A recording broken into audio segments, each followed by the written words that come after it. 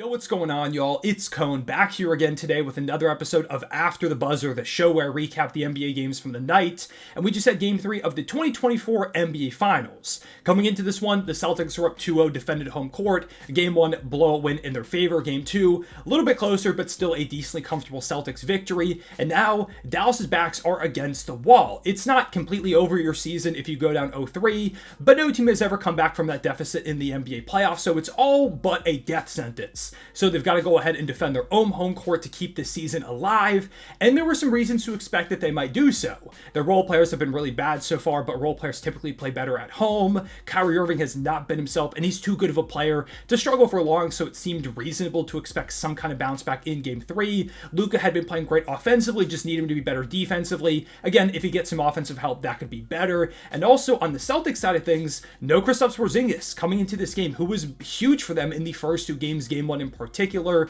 He had an injury towards the end of Game 2 that I've got no idea how to pronounce it or what it means. I'll flash it up on the screen. Shams dropped a tweet and everybody's like, what is that? Basically, we know it's serious, and it's serious enough to the point where Woj and other NBA insiders are expecting that Porzingis probably won't play the rest of the finals. So if the Mavericks can come into Game 3 on their home court, grab a win, bring the series to 2-1 with a chance to even it up again at home with Kristaps probably not playing again, that could be a massive momentum shift. This game really had the chance to swing the series in either team's favor hugely. And luckily enough for us neutral fans, the weight of this game was shown in the play. This was the best game of the finals so far, I think pretty assuredly. The game started off with the Mavericks on fire, specifically Luka Doncic and Kyrie Irving. Kyrie finally made an appearance in the finals, hitting really tough buckets. He had his not only first three of the finals, but a bunch of threes. He was running them in, showing off the handle, doing a bit of everything. This is the Kyrie that got them to this point. This is why they're here with this elite backcourt. They were going crazy early on, but meanwhile for the Celtics, Jayson Tatum also finally decided to show up on that offensive end. He was scoring a lot. He was doing it efficiently, doing his typical playmaking for others like he's been doing these entire finals so far. Jaylen Brown was playing well, Jrue Holiday, Derrick White, Al Horford, everybody was contributing. The Mavericks role players were still being a bit hit or miss. They started to turn up a bit later into the game, but the Mavs did enough to give themselves a 1-point lead going into halftime. And that's when things started to crumble a little bit for Dallas. Jayson Tatum cooled off but was still playing well, and then Jaylen Brown got red hot. He really could not miss out there, had 24 points in the second half. Derrick White couldn't miss. Jrue Holiday was making huge play after huge play. Xavier Tillman came in as their new backup big, someone they acquired at the deadline. With Porzingis out, they brought him in, and he nails a corner three, a shot that he has not shot this entire playoff run. Has hardly even played in the playoffs, and he stepped up. I was making a massive impact, especially defensively, and it felt like things were falling apart, especially when the Celtics pushed the lead to 21 points towards the beginning of the fourth quarter. In that moment, it really felt like the end of the Mavericks season was basically just a few minutes away. And then they fought back. Luka and Kyrie started to do some crazy stuff. Luka in particular. PJ Washington hit some shots. They started to play great defense. The Celtics, we know they're prone to this, got away from what got them to this point. They started really settling for a lot of threes. ISO ball stopped the elite ball movement we saw a lot throughout the game. And all of a sudden, the deficit quickly went from 21 to, I think it got to about 2 at one point late in the fourth quarter. And it seemed like suddenly the Celtics might pull off the choke job of the century here in the finals. Then around 4 minutes ago, we had the call everybody's going to be talking about, where Luka Doncic was called for his 6th foul that, of course, knocked him out of the game. It was a blocking foul between him and Jaylen Brown. They called it a foul on the floor, and looking at it, I think it's the right call. Honestly, probably could have gone either way, but the fact that they called it like that, it makes sense that it stuck. It sucks as a neutral fan, regardless of if it was a foul or not. I wish they returned it because I wanted to see Luka playing in those final moments, but instead, he ends up fouling out of the game, so it's just really down to Kyrie and the rest of the guys, and they do put up a great fight. Like, they brought it within one with around a minute to go after Derrick Lively went ahead and got a dunk, or rather 2 points,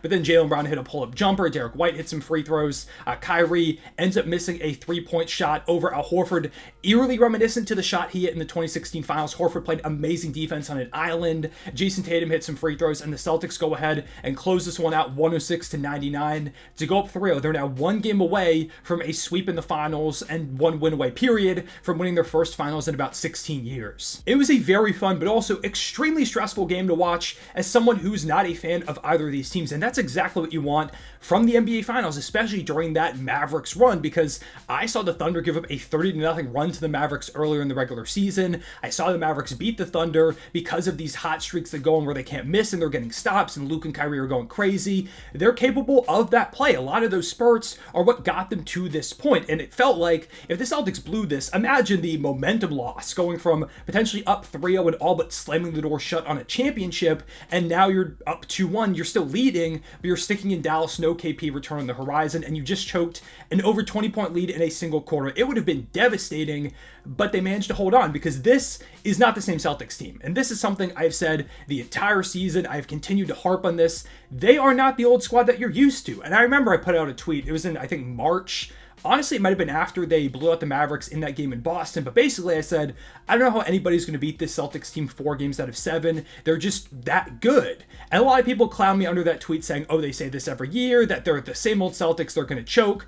Well, here they are on the cusp of a championship because this is not the same team. They're a more mature team. They play a lot smarter. They're more talented than they've ever been easily. I mean, they replaced Marcus Smart and Grant Williams with Jrue Holiday and Kristaps Porzingis. And even in this game, they didn't need KP to go out there and get the win. Shout to Jrue. He was still incredible in this game with the defense. It wasn't a big offensive burst game, had just 9 points, but he had 3 offensive rebounds, 5 dimes. Again, the incredible defense that doesn't show up on the stat sheet. And when KP played in those first 2 games, a big reason why the Celtics were up 2-0 in the first place. You have Derrick White now, who's only getting better and better, had 4 threes in this game for 16 points, 5 rebounds, 4 assists, a couple of blocks, as well as a big 3 towards the end of this game that really gave the Celtics a ton of momentum. Al Horford is still able to play at his older age. Sam Hauser was amazing on defense all throughout this game and hit 3 threes. Even a guy like Xavier Tillman, Peyton Pritchard didn't score but playing some good defense. And then Jaylen Brown and Jayson Tatum. Like, I know Tatum has gotten a lot of slander throughout these playoffs and really throughout his entire career, specifically in the first 2 games of the finals, for not doing a lot offensively. And it wasn't the most efficient game in the world from Tatum, only 42% shooting, but he played great defense all throughout, and specifically early on, he's the reason why the Celtics were in this game. And then when he gets a little bit colder in the second half and they key in on him, boom, it's Jaylen Brown's turn, who finished with 30 points, 8 rebounds, 8 assists, 55% shooting. If I had to give a finals MVP out right now, I think it is Jaylen Brown. It feels like he's probably going to win unless, say, they end up in a sweep and Jaylen Brown is really bad in game 4. Tatum is amazing, because Tatum, I think, still has done enough to put himself in that conversation so far. Finished with 31, 6, and 5 in this game with a steal. But Jaylen Brown, what he's done so far, especially after the entire offseason, everybody said, oh, how could they give Jaylen Brown that $300 million contract? You know, it's one of the worst contracts in NBA history. He's way too overpaid. Why is he the highest paid player in the NBA?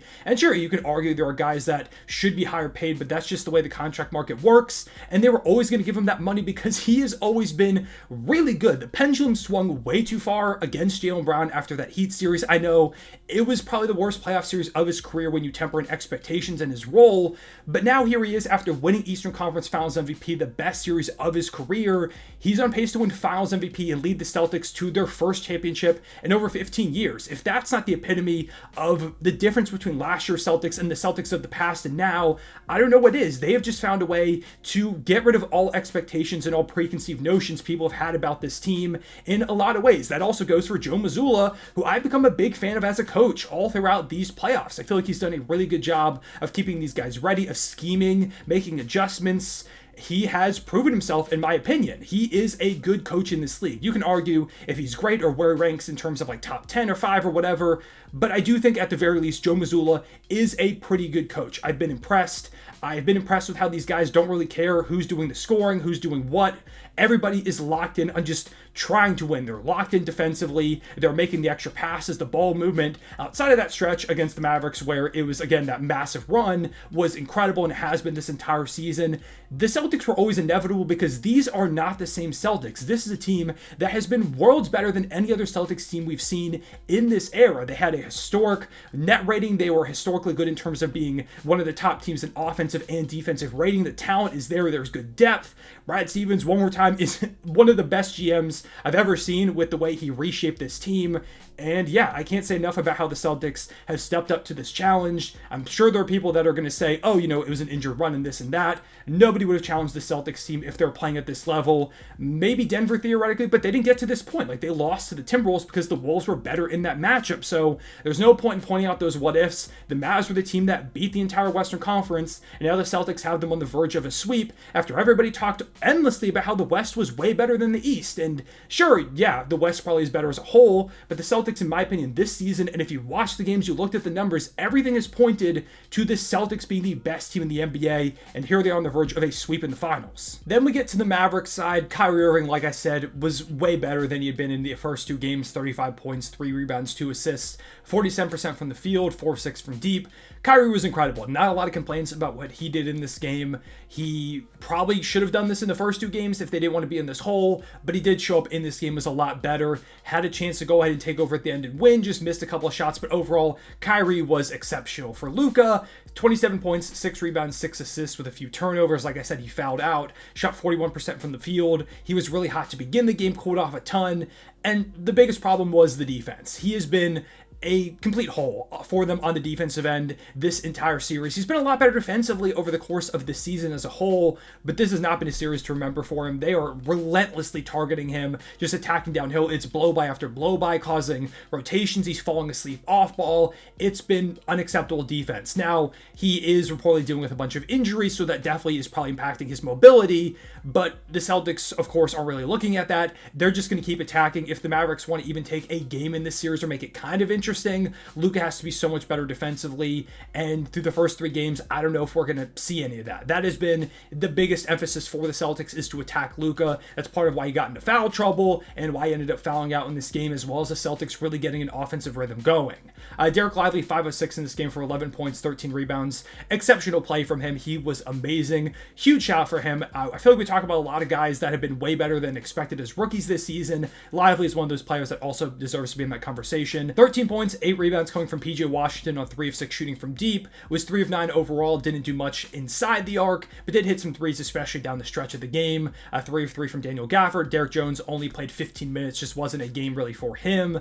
Tim Hardaway Jr. played 19 minutes. Could not buy a bucket. He has just been abysmal here for them in the playoffs, and really a majority of the season. He is a bucket getter that hasn't found a rhythm to get buckets. A turnstile on defense. Josh Green played 22 minutes, had 3 points, 3 rebounds, 2 assists, played a decent game. And yeah, I mean, you take a look a little bit at what the Mavericks have going for them. It's clear that even with the Celtics not having great depth because of the strength of the starting 5 and some good supporting pieces, they're deeper than the Mavericks. They have a better starting 5.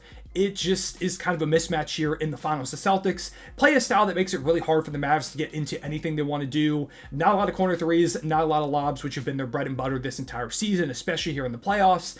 And once again, none of that comes to fruition. They have not found an answer. They have not been good enough defensively on a lot of those possessions. They had that one stretch where they went on that big run where they really locked in defensively, but they haven't played like that consistently throughout the first 3 games, and that has put them in now what seems like an insurmountable hole. But yeah, I think that's all I have for Game 3.